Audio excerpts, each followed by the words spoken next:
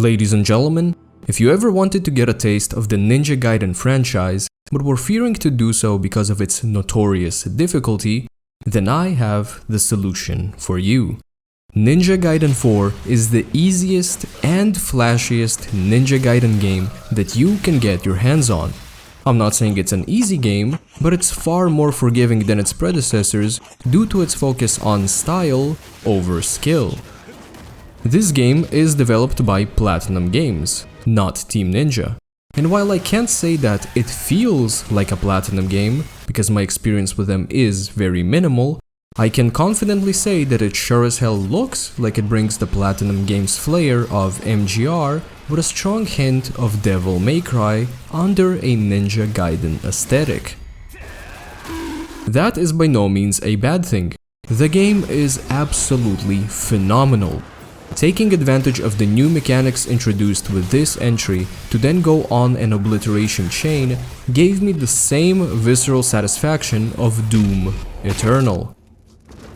But also, because of the new mechanics, the game is easy enough for a plebeian such as myself to get all the achievements on a Ninja Gaiden game. With all that said, I do have a few issues with Ninja Gaiden 4. Some are artistic, some are mechanical, but they do not stop me from seeing this game as my personal game of the year. As is typical for Japanese games set in Japanese settings, do not play this game with the English dub. Every single character sounds like they're reading a script rather than voicing a character. Are you prepared for that anguish? And the protagonist we play as sounds like an angsty edgelord. I am a Raven Ninja, and I will execute my mission. Interesting. In the native dub, there's at least a modicum of effort put into intonation. And it's also the only way of hearing Hideyuki Hori's iconic Ryu voice acting. Ninja Gaiden 4 puts us in the shoes of YAKUMO, the Tokyo Ghoul lookalike face of the game. As a written character, there's really not much to say about him, but as a playable character, there is a lot to say. Yakumo's kit is very versatile, boasting an answer for every type of enemy and situation. Initially, you only have the Takemi Nakata, aka dual swords, with a whole gospel of basic combos. As you move through chapters, you'll be earning ninja coins and karma that can be used to expand your combo potential. You'll very often come across two vendors in the game. The first is Umi's Terminal, where you can stock up on all the consumables you could ever need while experiencing the greatest vendor soundtrack of any game, ever. Here you can also accept missions, which can either be completed through natural means, or will require you to go off the beaten path to find secret encounters, items, or these silly Gordy fellows, all for additional ninja coins, consumables, and in some instances, accessories. The second vendor is Tiran, your biggest ninja coin sink, as he sells you access to essentials like perfect blocking, fatal flash in all its forms, and even staples of Ninja Gaiden such as Izuna Drop, Flying Swallow, and on-landing UTs. Now some of you might not be familiar with these terms, so here's a quick rundown. Izuna Drop is the combo that has you Ryu bombing an enemy on their head from the air. Flying Swallow is when you jump and slash through the enemy in the air. This is most known for the sounds Ryu makes. To understand on-landing UTs, we must first understand UTs or ultimate techniques. In essence, this is a charged heavy attack that has two tiers of charge, a blue one and a stronger red one. Charging these in a vacuum is quite a long process, but to help that, enemies on occasion drop blood orbs that will get sucked up as you charge a UT, upping the tier. Logically, on-landing UT means if you initiate a UT as soon as you land, it will instantly be upped to the next tier, assuming there's any blood orb in the vicinity. As for karma, it is spent via your character inventory menu on the weapon specifically to unlock additional combos both in the base form and blood form. Base form is pretty self-explanatory. It is you and your weapon wreaking havoc on everything in your way without being dependent on any resource like stamina. Basically, it's Ninja Gaiden, and it is beautiful. Well, it's not the Ninja Gaiden I'm accustomed to. Granted, my only extensive hands-on experience is Ninja Gaiden Sigma.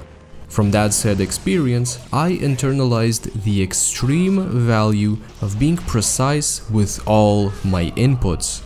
When it comes to attack inputs, there is a strong emphasis not to mash. This is something that is further reinforced by the fact that you can take a little heartbeat between inputs to scan the surroundings and see if you dial the string in or change your plans quickly. It's a barely noticeable but significantly felt aspect of the game. When it comes to movement inputs, there is a strong emphasis on being precise, as you have to get close to enemies for any attack to land, since there is no teleporting to targets. But with that, you also have to implement the aforementioned heartbeat between inputs because directional combo inputs are a thing. With timing and positioning being important, knowledge becomes crucial. The more frame data, the more enemy movesets, the more animations you know, the more efficiently you can weave the game's features and mechanics to experience the cinema that is Ninja Gaiden. Basically, it's an action game with the skill ceiling of a fighting game at its core, which kinda makes sense with Team Ninja's dead or alive history in mind. If you want to tackle Ninja Gaiden at its highest difficulties, this knowledge is a requirement, not an added quality of life bonus. In Ninja Gaiden 4 though, it is a quality of life bonus. You can take advantage of all the Ninja Gaiden staples that made a return with little to no commitment in virtually every aspect. You can run around haphazardly because there is no directional inputs to keep in mind, nor any emphasis on positioning because the game has an inbuilt Commando Pro perk that'll suck you to targets with incredible force. You can mash buttons to your heart's content because enemies are more akin to targets rather than adversaries that want to kill you. And even in the case that someone does try to kill you, a single dodge will save both you and your position in any given combo string thanks to the chain link skill, essentially maintaining your mash. Imagine Doom Eternal but with the skill ceiling of Doom 2016. That's the way I see Ninja Gaiden 4. Incredible, high-octane visceral satisfaction without any significant mastery involved in achieving said satisfaction. With that in mind, button mashing is the norm. I know because I beat both Hard and Master Ninja by just mashing my way through. The only time I had to master any mechanic the game has to offer was when a timer was present in the combat trials. So to prevent the norm from becoming the meta, enemies will on occasion armor and initiate strong attacks that you have to react to. This is where blood form comes into play. As you're Izuna dropping and obliterating the ops, you build up the Bloodbound gauge that can be used to take advantage of blood attacks. These crush through enemy armor, halt enemy strong attacks, leaving them staggered and open for combos, and they mix up the way your weapon functions, changing the Takemi Nakata from dual swords into a singular powerful sword that can be sword-sized or mega long-ass sword-sized depending on the blood form combo. For some weapons, there's even an additional skill layer to blood attacks in the form of timing input releases to squeeze them for more value. This is where I have a slight mechanic issue, one pertaining to consistency. Before I show you what I mean, here's the lore for my key bindings. Shift is my blood form key, F is full circle, and Alt is Raven Gear. Now if I shift and light attack, I get a vertical slash. If I shift and heavy attack, I get a horizontal slash. If I then apply an additional input, let's say F, then with Shift F light attack, I get a spinny forward attack, whereas if I input Shift F heavy attack, I get a horizontal spin. Or if instead of F I use Alt, then I still get a vertical attack with Shift Alt light attack, and a horizontal one with Shift-Alt heavy attack. Here comes the issue. If I utilize the aerial version of Bloodform combos, ones that utilize the jump key, which is space in my case, then I get inverted results. Shift Space Light Attack gives me a horizontal attack, whereas all other forms of light till now have been vertical, and Shift Space Heavy Attack gives me a vertical attack as opposed to its usual horizontal property. This isn't a big problem, but it's not a small inconvenience either. The game can become very fast and very hectic. Suddenly getting a vertical attack when you were intending to go for a horizontal that would deal with your surroundings can be quite irritating. This Bloodform system as a whole changes the way the combat flows on a fundamental level. Any boss and every enemy is essentially boiled to two approaches. The first being mash till the enemy armors so that you can mash in blood form, and the second being hold block and do a blood attack when an enemy initiates their strong attack. Basically like Sekiro Mikiri counters or Nioh 2 burst counters. I love such instant reaction systems, but they're a trivializer, one that rather extremely takes this franchise that is known for being really hard and turns it into a flashy hack and slash anchored on style. It unfortunately wouldn't surprise me if Ninja Gaiden 4 isn't even mentioned in talks about the hardest game of 2025.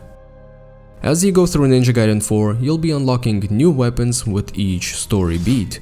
You'll get the Yatusen, a rapier that turns into a massive drill in blood form, Magatsuhi, which is basically the lunar staff that bonks enemies, literally as it turns into a hammer in blood form, and lastly Kage Hiruko, which has you throwing an assortment of whatevers when light attacking and close-up slashing when heavy attacking. Surprisingly enough, out of the 3 additional weapons, the Kage Hiruko is the only one that I had fun toying around with.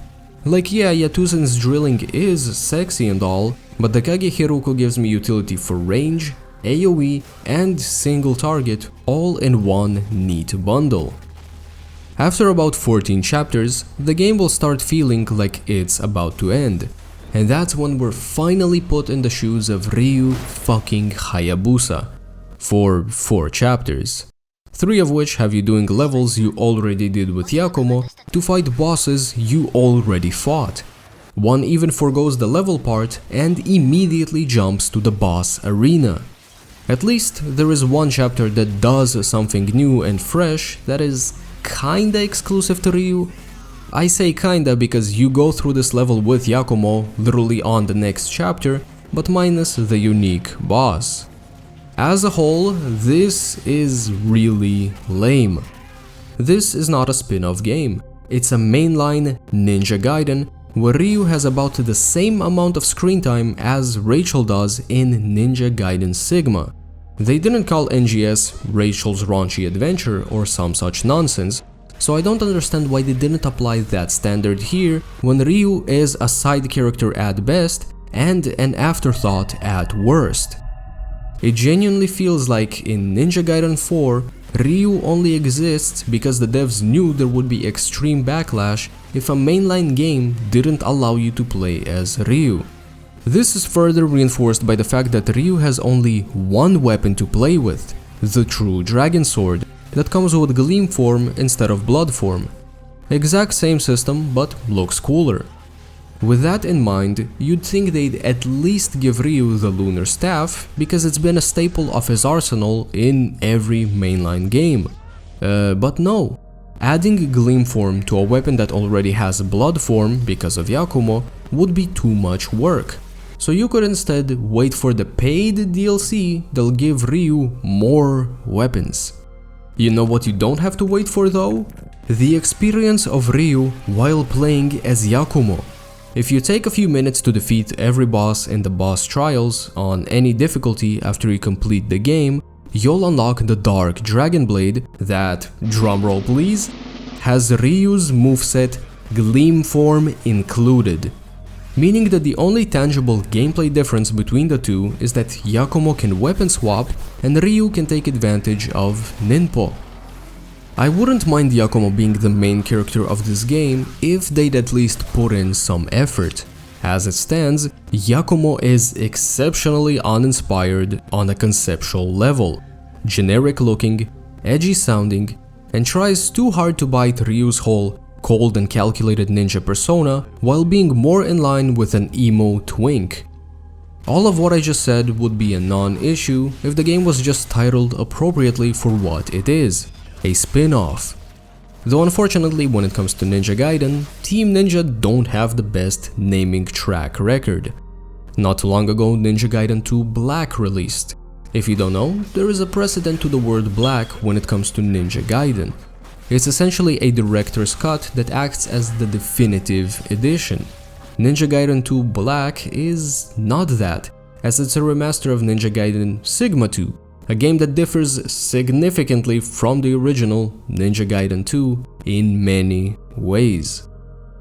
Now while Ninja Gaiden 4 doesn't hit my personal Ninja Gaiden neuron, it is still a phenomenal game that has an extremely fun hack and slash flow to engage with, especially thanks to the addition of perfect moves that add dynamicism to the game by blessing you with a strong reward. If you perfect block, you can initiate a follow-up attack.